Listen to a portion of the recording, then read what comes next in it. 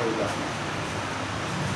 देखो बाबू, अभी हम लोग अंग्रेजी वर्णमाला के सही क्रम में यहाँ पर पढ़े ना, सही क्रम में है। देखिए सही क्रम में आप इस तरह से आप एक से लेकर A to Z तक हम पढ़ लिए, 1 से लेकर 26 तक हम सही क्रम में बता दिए। उसके बाद इसको याद रखने के लिए एक आसान तरीका है, फार्मूला है, आप इजोटी याद रख सकते हैं।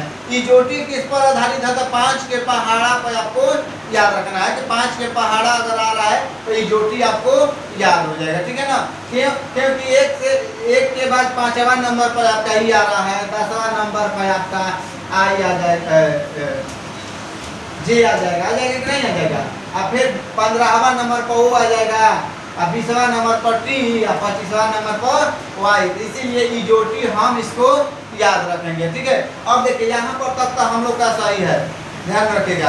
अब आगे बताया जा रहा है कि देखिए अब आगे में ध्यान दीजिए। अब यहाँ बताया जा रहा है कि अंग्रेजी वर्णमाला के कोई भी 2 अक्षर, अंग्रेजी वर्णमाला के कोई भी 2 अक्षर जिनके वर्णमाला क्रमांकिक, ध्यान रखिए, क्रमांकिक का मान मतलब कि का योग, क्रमांकिक मान का योग 27 होना चाहिए। यहाँ पर कह रहा है कि ऐसे 2 अंग्रेजी वर्णमाला को लीजिए जो जिनके दोनों क्रम में अगर रखा गया है, यहाँ पर क्रम में रखा गया है ना, 2 का रखिए लीजिए, जिनका मान जोड़ने पर कितना आना चाहिए? 27 आना चाहिए, ठीक है।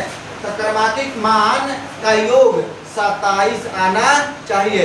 मान लीजिए कि ए 1 नंबर पर है ना, तो जब कौन सा अक्षर लीजिएगा कि दोनों के जोड़ने पर 27 आएगा। तो ए के उल्टा ए के बाद कौन सा? तो 26 को घट रहा है, तो 26वां नंबर पर क्या हो जाएगा आपका?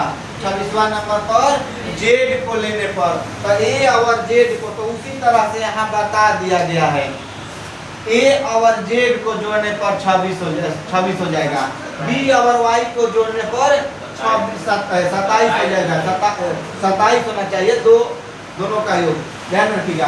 उसके बाद सी और एक्स को जोड़ने पर 27 होना चाहिए, डी और डब्ल्यू को जोड़ने पर 27 आएगा, ई और भी को जोड़ने पर 27 आएगा, एफ और यू को जोड़ने पर 27 आएगा, जी और टी को जोड़ने पर 27 आएगा, एच और एस को जोड़ने पर 27 आएगा, आई और आर को जोड़ने पर भी 27 आएगा, जी और क्यू को भी जोड़ने पर 27 होगा, के और पी को जोड़ने पर 27 होगा, एल और ओ को जोड़ने पर 27 होगा, एम और एन को जोड़ने पर 27 होगा। तो ध्यान रखिए, यहाँ से एक और हमें मालूम चल रहा है कि अगर उल्टा क्रम में सजा रहे हैं तो पहला नंबर पर कौन आएगा? उल्टा जे आएगा, दूसरा नंबर पर वाई, तीसरा नंबर पर एक्स, चौथा नंबर पर डब्ल्यू, 5वां नंबर पर भी, 6वां नंबर पर यू, 7वां नंबर पर टी, 8वां नंबर पर एस, 9वां नंबर पर 10वां नंबर पर